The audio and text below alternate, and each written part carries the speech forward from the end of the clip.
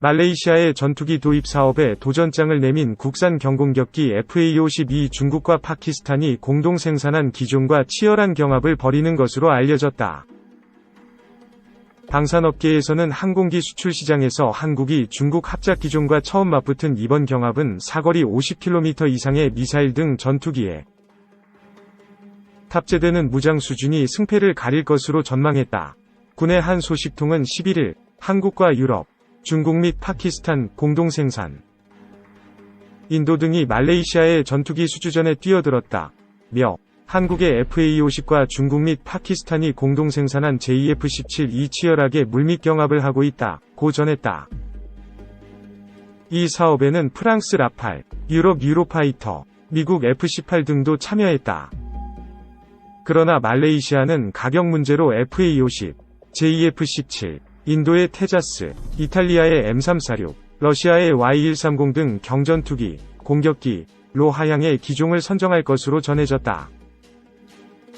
말레이시아는 1990년대에 생산된 러시아 미그-29를 대체하고자 18대가량의 신규 전투기 구매를 추진 중이다.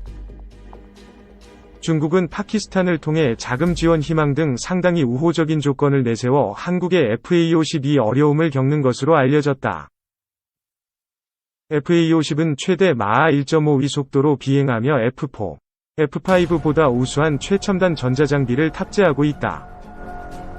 적 레이더의 경보 수신기, RWR, 적 미사일 회피용 체프 발사기, CMDS 등을 탑재해 뛰어난 생존력을 갖추고 있고 야간 공격 임무 수행을 위한 야간 투시 장치, MVIS도 내장되어 있다. JF-17은 최대 마하 1.8로 비행하며 멀티모드 화력관제 레이더, 적외선 탐지 추적 장비, IRST 등을 장착하고 있다. 대함 순항미사일을 탑재했다. 2019년 2월 파키스탄이 인도와 공중전을 벌일 때 투입했으나 위력을 발휘하지는 못한 것으로 알려졌다. FA-50과 JF-17에 탑재된 항공전자 장비 성능이나 재원 등이 유사하므로 결과적으로 무장 수준 등에서 승패가 날 것이란 관측이 나온다. 소식통은 한국 측은 개발비 때문에 한국형 전투기 KF-21 블록-1에 탑재할 독일제 단거리 공대공 미사일 아이리스-T 사거리 25km 등의 무장을 말레이시아에 제시했다. 면서 그러나 말레이시아 측은 사거리가 더 긴 미사일 탑재를 원하는 것으로 안다고 전했다. 여기에다 FA-50 12대를 구매한 필리핀도 2차 사업 12대가량을 추진 중인데 사거리가 긴 미사일 탑재를 원하는 것으로 알려졌다. 필리핀은 중장거리 미사일을 탑재한 스웨덴의 그리펜, 에도뇽을 돌리고 있으나 가격 문제로 고심하는 것으로 전해졌다. 일각에서는 FA-50의 최대 사거리 50km 이상의 열추적 공대공 미사일, 아스람, ASRAAM, 급이라도 장착해 수출 전략을 재수립하자는 주장도 나온다. 아스람은 자동 적외선 탐색 및 추적 시스템이 있고, 조종사 헬멧 장착 조준기 등을 통해 목표물의 정보를 받는다. 정부 소식통은 KAI 측에서 FA-52 무장 수준 개선 방안을 검토하고 있다. 며 기체 연료통을 키워 항속거리를 늘리면서 사거리 300km 급의 중거리 미사일도 탑재하는 방안을 연구하는 것으로 안다고 전했다. 2. 노커V 중 해상민병대 행패에 맞서는 한국산 무기. 최근 중국 어선 200여 척이 필리핀의 배타적 경제수역 EEZ에 있는 암초를 2달 가까이 점거한 채 수십만 필리핀 어민들의 생명과 생계를 위협하고 있습니다. 필리핀 정부가 본격적인 군사력 동원을 고심하는 지경입니다. 필리핀 정부와 주요 외신에 따르면 문제의 중국 어선단은 순수 민간인이 아니라 해상민병대라는 중군사 조직입니다. 해상민병대는 국공내전 시절 국민당에 대항하기 위해 창설됐습니다. 평시엔 생업에 종사하다 비상시에 군으로 편입되는데 이를 위해 정규 군사훈련도 받고 군인과 같은 수준으로 봉급과 연금 혜택을 받는다고 합니다.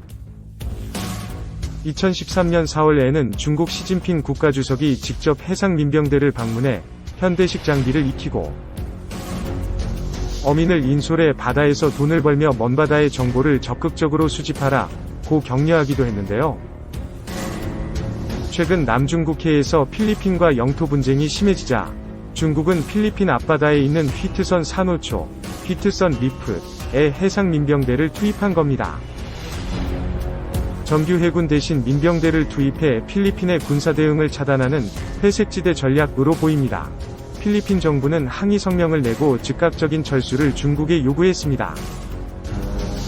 산호초 부근에 몰린 문제의 중국 선박들에 대해 필리핀 정부는 맑은 날씨에도 조업활동 흔적이 없는 데다 어민들조차 보이지 않고 야간에 환하게 불을 밝히고 있다 고 조목조목 항의했습니다. 미국 정부도 남중국해에 항공모함을 보내 중국에 강한 경고를 보내고 있는데요. 필리핀이 무장 공격을 받는 경우 미국은 미국 필리핀 상호 방위조약에 따른 의무를 지게 된다 면서 군사 개입 가능성을 중국에 주지시켰습니다.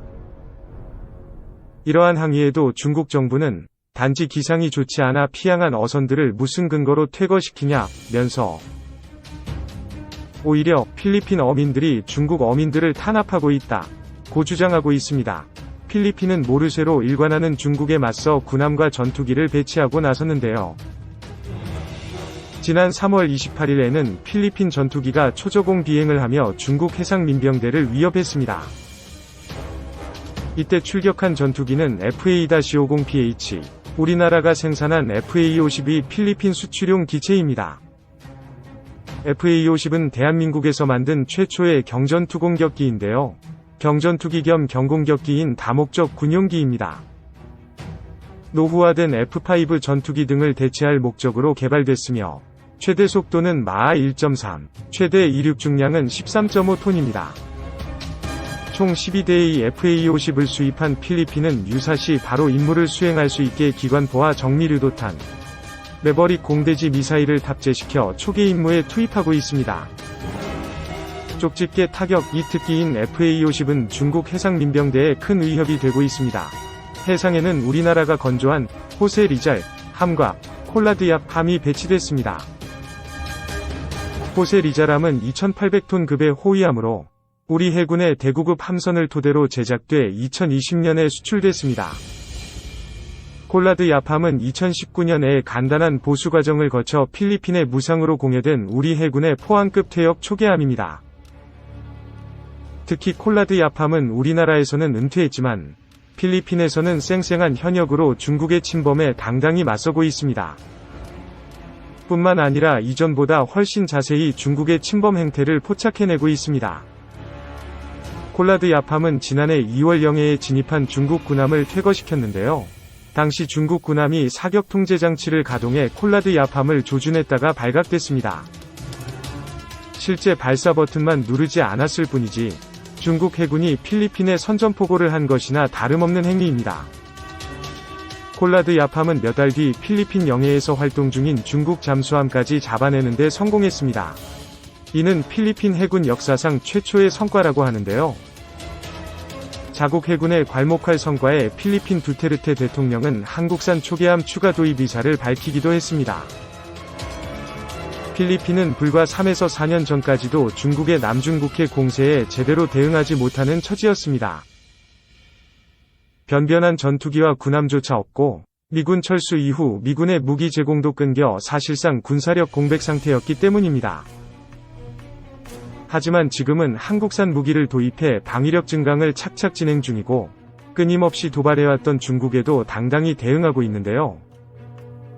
갈수록 긴장이 높아지는 남중국해, 한국산 전투기와 군함이 침략과 전쟁을 막아줄 예방 백신이 되기 바랍니다. 3. FA-50 태국의 추가 수출 말레이시아 수출 전망, FA-50 보유국가와 수출 대수. 한국항공우주산업 KAI, 이 FA-50 완제기 수출을 2년여 만에 재개했습니다. KAI와 태국 정부가 T-50TH 2대 수출 계약을 앞두고 막바지 조율에 들어간 것으로 확인됐습니다. 태국 정부와 KAI는 태국 공군의 항공전력 강화와 효율적인 조종사 훈련을 위해 T-50TH 위 추가 수출에 대한 협상을 진행했습니다. T-50TH는 고등훈련기인 T-50 골든이글을 태국에 맞게 개조한 기체입니다. FA-50은 태국에 현재까지 T-50TH 12대를 수출됐습니다. KAI는 2015년 1차로 4대, 약 1,300억 원을 수출했고, 2017년 8대, 약 3,100억 원을 추가로 수출했습니다. 2019년 5월 N-T-50th 개조 개량 계약 600억 원을 맺었습니다. 태국은 지난해 2대를 추가 도입하고자 했지만 코로나19 여파로 국방 예산이 삭감되면서 무기한 연기됐습니다.